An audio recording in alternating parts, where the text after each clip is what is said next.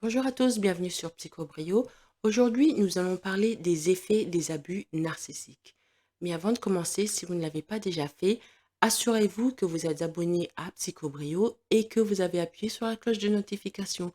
Comme ça, vous ne manquerez aucune de mes vidéos à venir. Donc, les effets des abus narcissiques. Qu'est-ce que c'est?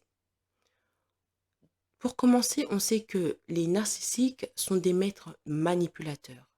Si vous en avez rencontré un au cours de votre vie, il y a de fortes chances que vous ayez été victime de comportements toxiques. L'abus narcissique peut être subtil et ça s'aggrave souvent avec le temps. Donc ce sont des abus qui impliquent généralement des abus émotionnels qui sont sous la forme de dénigrement, d'accusations, de critiques ou même de menaces. Un narcissique peut vous humilier ou vous contredire devant les autres. C'est quelqu'un qui peut retenir de l'argent, qui utilise le traitement silencieux, l'isolement et qui peut même mentir à votre sujet. Tout cela sont des techniques de manipulation narcissique. L'objectif final est de contrôler le comportement de sa victime, c'est-à-dire vous, et de vous maintenir comme étant son approvisionnement narcissique. J'ai une vidéo sur les approvisionnements narcissiques. Qu'est-ce que c'est? Vous pouvez regarder dans cette vidéo. Donc, on sait que les victimes d'abus narcissiques présentent des symptômes qui comprennent des pensées intrusives, envahissantes ou même indésirables. Il y a aussi des flashbacks et ils font preuve d'évitement. Il y a des sentiments de solitude, d'isolement et une sensation d'extrême alerte. Rappelez-vous, l'abus narcissique est un type de violence émotionnelle où l'agresseur ne se soucie que de lui-même. Par conséquent, il ou elle peut utiliser des mots et des actions pour vous blesser et aussi pour manipuler votre comportement et faire de vous une victime. Les effets de l'abus narcissique peuvent varier en fonction de la durée de ce genre de relation. Donc, ces genres d'effets peuvent aller de léger à grave. Certains survivants se rétablissent tandis que d'autres, eh bien, ils peuvent subir des dommages à vie. Dans cette vidéo, nous allons parler de 5 signes qui démontrent comment la violence narcissique peut avoir un impact sur votre vie. Donc ces signes sont l'anxiété, la dépression, le stress post-traumatique, la perte de l'estime de soi et enfin l'incapacité à se pardonner. Donc voyons d'abord ce qu'il en est de l'anxiété. De nombreux survivants d'abus narcissiques vivent dans l'anxiété. Après avoir subi des abus narcissiques, vous pouvez éprouver une peur ou une anxiété extrême dans les relations avec des nouvelles personnes. Par exemple, prenons le cas de Betty et Amandine. Betty, c'est la gentille, Amandine, c'est la méchante. Ce sont deux lycéennes. Amandine a commencé à répandre des ragots sur Betty parce qu'elle était jalouse. Avait réussi dans certains domaines du lycée que Amandine ne réussissait pas. Donc, pour se venger, Amandine répond des ragots, des mensonges. Elle dit que oh, si Betty est si forte en maths, a des bonnes notes en maths, c'est parce qu'elle a couché avec le professeur. Et après, ça se répand dans tout le lycée. Les gens commencent à regarder Betty d'une manière négative. Ça, c'est une expérience traumatisante pour tout le monde, hein. Avec le temps, Betty a commencé à se remettre un peu du trauma. Bon, elle a prouvé aux autres que c'est pas vrai, etc., etc. Et puis un jour, il y a une nouvelle fille qui arrive à l'école et qui veut devenir amie avec Betty. Mais le trauma, les souvenirs du trauma reviennent. Au point que Betty a peur de revivre le même scandale avec cette nouvelle fille. Elle a peur que cette nouvelle fille lui fasse ce que Amandine lui avait fait. Donc ça, ce sont des signes d'anxiété. Si vos symptômes comprennent des crises d'anxiété, des attaques de panique ou de l'hypervigilance après avoir été abusé par un narcissique, sachez que ces symptômes s'atténueront avec le temps. En particulier, si vous pouvez surmonter votre traumatisme avec l'aide d'un professionnel. Le deuxième signe, c'est la dépression. Donc, le deuxième signe des effets des abus narcissiques, c'est la dépression. Beaucoup de gens qui ont subi des abus narcissiques développent de la dépression. Les survivants luttent souvent contre le sentiment d'inutilité après des mois ou des années à se faire dire à quel point ils sont inutiles, stupides par leur agresseur. Donc leurs agresseurs leur disent qu'ils sont à la fois inutiles et stupides. Après des années de manipulation et de gaslighting, les victimes choisissent souvent de s'isoler, ce qui ne fait que aggraver leur sentiment d'inutilité et de dépression. Parce que quand ils sont isolés, eh ben, ils sont tout seuls avec leurs pensées. Il n'y a pas d'équilibre, il n'y a personne pour leur dire non, non, non, t'es pas inutile et stupide. Non, ils sont avec leurs pensées qu'il faut qu'on renforcer ce qu'ils ont entendu de la part de leur agresseur. Donc, l'isolement, c'est pas une bonne solution. Il faut sortir, ouvrez les fenêtres, prenez un peu de lumière, du soleil, allez vous promener au parc, etc. Mais ne restez pas isolé. Le troisième signe, le stress post-traumatique. En tant que survivant d'abus narcissiques, vous aurez probablement des symptômes de stress post-traumatique. Votre cerveau sera en état d'alerte à l'affût du danger. C'est parce que les événements traumatisants ont déclenché une réaction de combat ou de fuite en vous. En conséquence, tout ce qui est associé à ces souvenirs peut déclencher une crise d'anxiété. Par exemple, quand Marjorie a décidé de quitter sa mère, eh bien, elle sait qu'à chaque fois qu'elle se retrouvait dans le quartier où sa mère habitait, ses mains commençaient à trembler. Quand elle voyait une dame qui portait le même manteau que sa mère, elle avait des sueurs. Tout ce qui- À chaque fois qu'elle se retrouvait dans une situation qui lui rappelait sa mère, il y avait quelque chose de physique qui se manifestait dans son corps.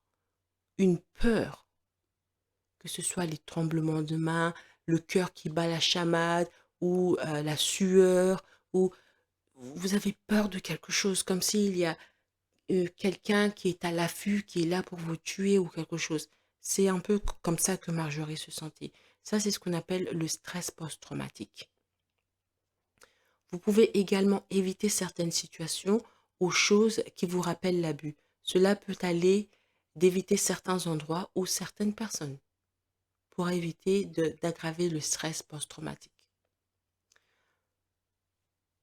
La- le quatrième signe, c'est la perte de l'estime de soi. Vous pouvez avoir l'impression que vous êtes complètement perdu dans votre propre vie. L'abus narcissique est une forme de lavage de cerveau et en tant que tel, il peut détruire votre estime de soi. Vous ne vous sentez peut-être plus comme la personne que vous étiez avant que tout cela commence.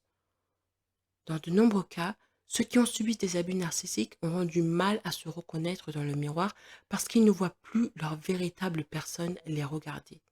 Ils ne se reconnaissent plus dans le miroir. Tout ce qu'ils voient, c'est une version rabougrie d'eux-mêmes. Vous pouvez également avoir des problèmes de confiance avec d'autres personnes, en particulier vos proches, et vous retrouver constamment à douter ou à vous remettre en question.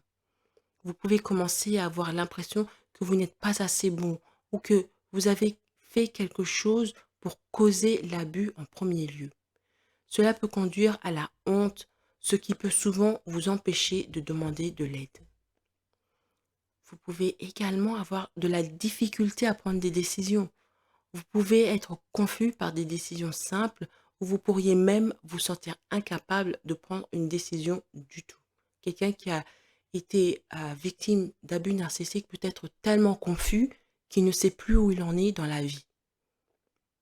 Par exemple, si autrefois votre rêve, c'était de devenir docteur, d'aller à l'université, prendre des cours de médecine, etc., vous avez, si vous avez été victime d'abus narcissisme, ça fait rien que vos professeurs à l'école disent que vous êtes bon en maths et en chimie et en biologie, etc., etc.